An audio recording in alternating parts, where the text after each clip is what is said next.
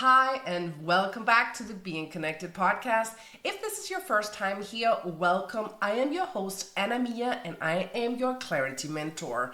Today, I want to talk to you about something that is often invisible until it's too late. Well, is it never too late, or is it just a great time to start? This is the architecture of your life. So the people that you're surrounding yourself with, the habits that you keep repeating, and the data that you allow into your fields. Have you ever noticed that you can start to sound like the people that you talk to? That you can start to worry about the same thing that they worry about, things that you never even thought about, but because somebody keeps repeating it to you, you're like, okay, so am I supposed to be worried about this? This is saying that you are the average of the 5 people that you spend the most time with. I want to take that even deeper. So let's say if you hang around gossip girls, you'll become a gossip girl. That's it. If you surround yourself with negativity, well, your own frequency will drop to match it. That's just the data. But what if we looked at it through the lens of mastery?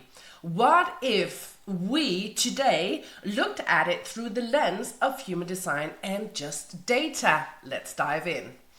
So think about all the greats. Think about people, athletes like Michael Jordan or Kobe Bryant. These are basketball players. When you watch them or watched them on the court, it looks like magic. What they were capable of were magic. But the magic is not something that they just were lucky to do. It was built on doing one thing 10,000 times. The late Kobe Bryant didn't show up to practice just trying to do a new flashy move every day. He showed up to take the exact same shot from the exact same spot over and over and over again. He mastered repetition, the art of repetition. And he became so good at that foundational skill that it just became a part of his DNA. So that says to us, if we keep changing, trying a thing one time, I was not good at this, okay, move on, move on, move on. Stay, repeat the same thing, you will develop a skill. And what you practice, you will get good at. And remember, you do not have to be great to start, but you do have to start to be great. In our world today, we are so obsessed with new. Everything has to be new programs, new hacks, new distractions. Okay, so we think we need to do 10 different things to change our lives. And of course, when you want to create change in your life, it's a very complex and big picture. And it's never just one thing. But what I want to remind you of is you do not have to change a lot to change something, right? Remember this, write it down, put it on the screensaver on your phone. I do not have to change a lot to change something, okay? So when we think we do have to change 10 different things in our life, in fact, you just need to do that one thing, the right thing, the next thing, and just repeat it until it's mastery. And you can't master the right thing in your surroundings if they are pulling you into the wrong things. And I want to share a story to how I operate, okay? So for those of you who know human design, I am a 3-5 emotional manifestor, which means that basically you have, it's not for boxing, okay? So don't think that this is just an excuse or for putting people into boxes. But what it does say something about is that this is an aura type, this is mechanics. This is how you are built. You are widely different from everybody else, but there is some things about the energy types, the aura types, the strategies, and how you do it. So just to break that down simplistic, I have the third line. And that third line says something about trial and error to the outside world. That could look like that I will be constantly testing and constantly changing something, or constantly failing at things. But my mindset is never on failure. My mindset for me is learning. I have this shirt that says, but I'm never wrong, actually. And the reason, you can take that in a lot of ways, but in fact, nothing I do could ever be wrong, because it will be learning. Okay? So I don't do errors, I do learning, right? It's data. When you learn something, when you fail at something, you learn something, that is data. Okay, so I tried this, that didn't quite work, so let's try something else. When I do trial and error, what can be the important information for you is, this is not just fluffy stuff. When I test this data, I just don't talk about the supplements or the workouts or the mindset shifts from a textbook. I am in the laboratory, in the real world, doing it. I am testing the supplements. I am putting it through my system. I embody it. I feel it with my soul. I do the trial and error, what worked. And of course, what works for me doesn't mean that works for you. What it is that the experience is lived, okay? I am on a deep journey with my own physique and my health right now. And I have been for a few years, and that's a process. And for me to be in the process, looking at what comes up, testing everything, testing all the advice, what works for me, what is the rhythm that I have, using my human design to know, well, I don't have the generator sacrocenter motor, do I? No. Okay, so perhaps I shouldn't grind 30 days a month on a cross trainer. Okay, so what could that look like? And I can link another episode I did on finding your own rhythm, if that's interesting for you.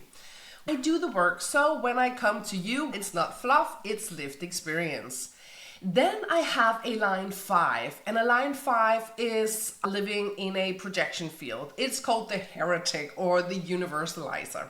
So people project their expectations onto a line 5. They will expect a line 5 to have the fix. Oh, she can fix it for me. As a manifestor, my energy is here to initiate. What I do is I speak data. I also speak truth.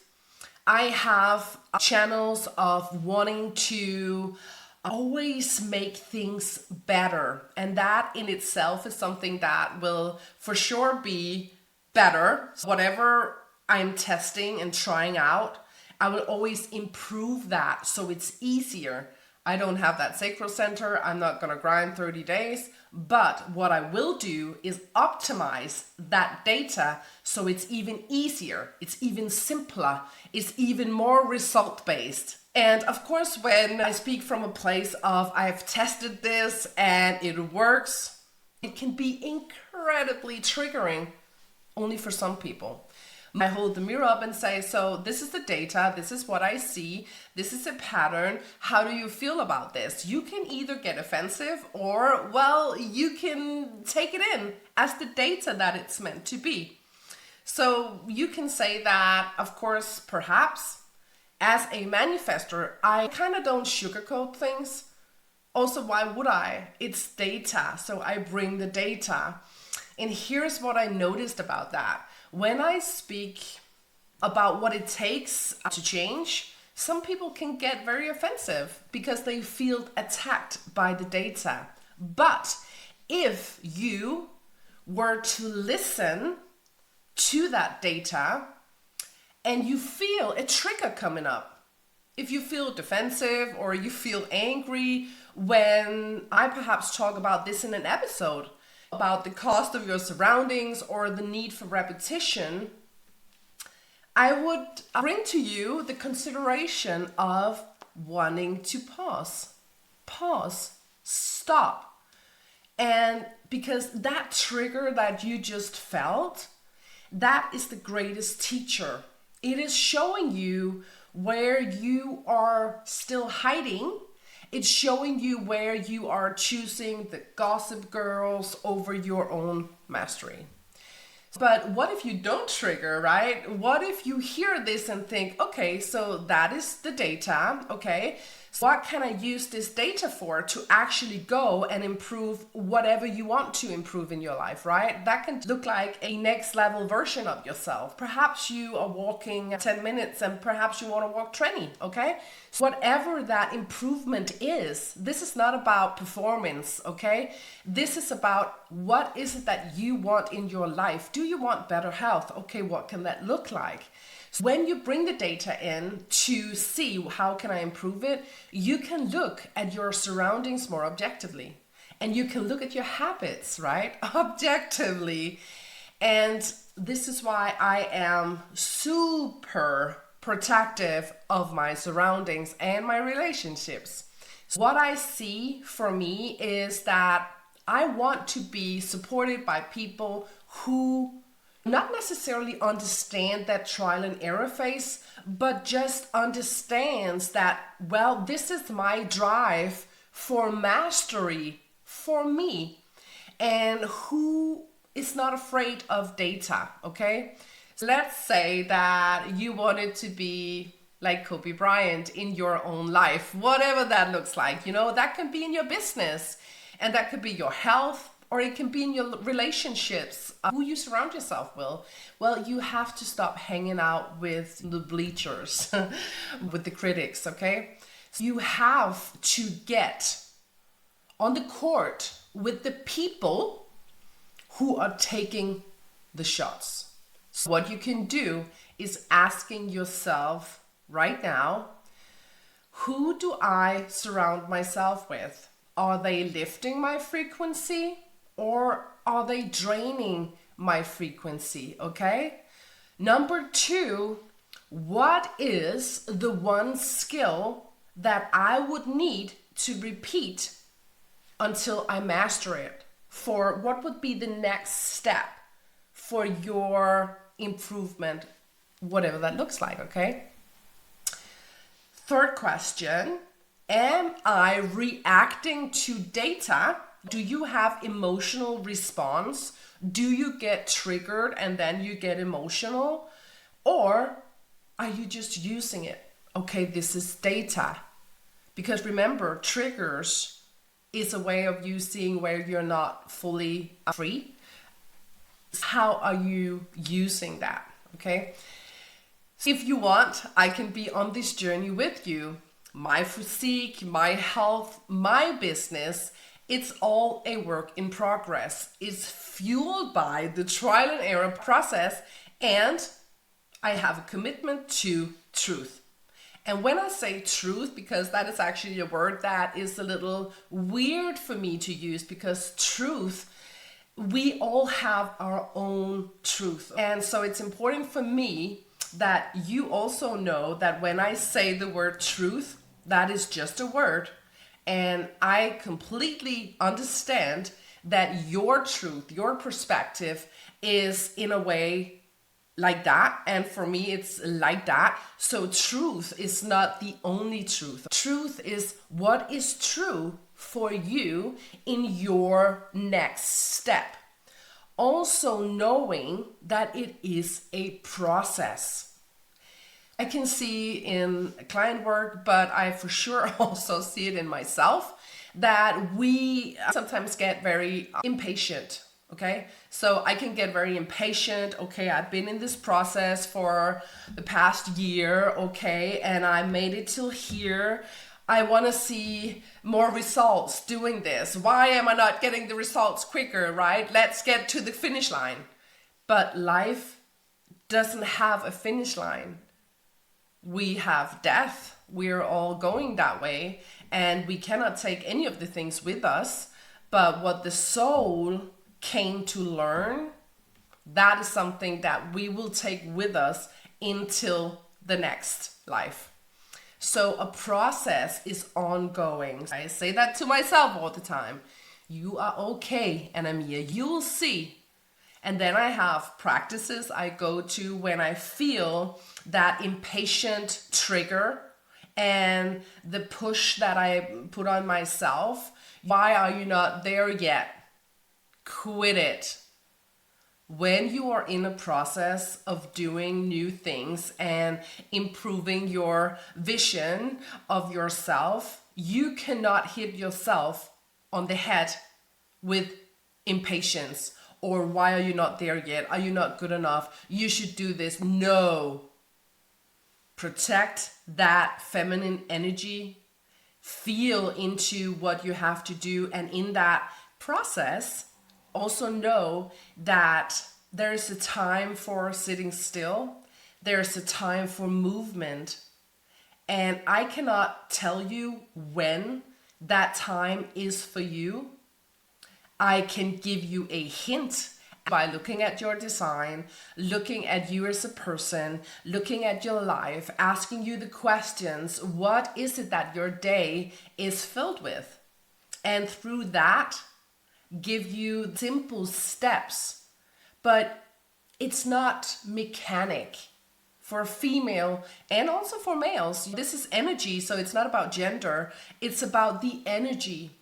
If we meet and greet ourselves with judgment and performance goals, and for some, this is a motivator. I get that. And that has got something to do with your aura type as well. So we have to look into what is your specific design, your human design. What is that? What energy type are you?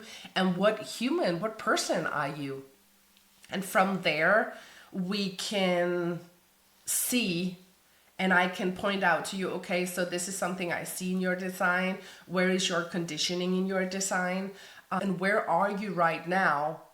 And how does that make you feel? We can think, I want to be here at this moment in time. And we can also visualize where we want to go. Sure, that's a good thing. And that's a good thing for using your mind. But when it comes to, let's say, decision making, your mind is never going to figure out why this is a good thing to do, but your body will tell you. But your mind, if you're overthinking, your mind will drive you nuts. Okay, this is energy, and this is why there's not one fixed description, but there is though, because when you follow your authority, not everybody else's, but yours, and you feel into it, something that will get you there eventually in your process. Let's say that you're ready to stop the fluff and to start the real work. I invite you to join me. You can check out my links below. You can go get the Clarity Toolkit for free, and you can also book a Clarity Now session. So let's look at that energy of yours. Let's look at what is your design, and let's talk about those surroundings. If this episode resonated or if it triggered you, share it. Let's start the conversation. I hope you enjoyed this. Please like and subscribe. It means the world to a new podcast and to me. I'll see you next time.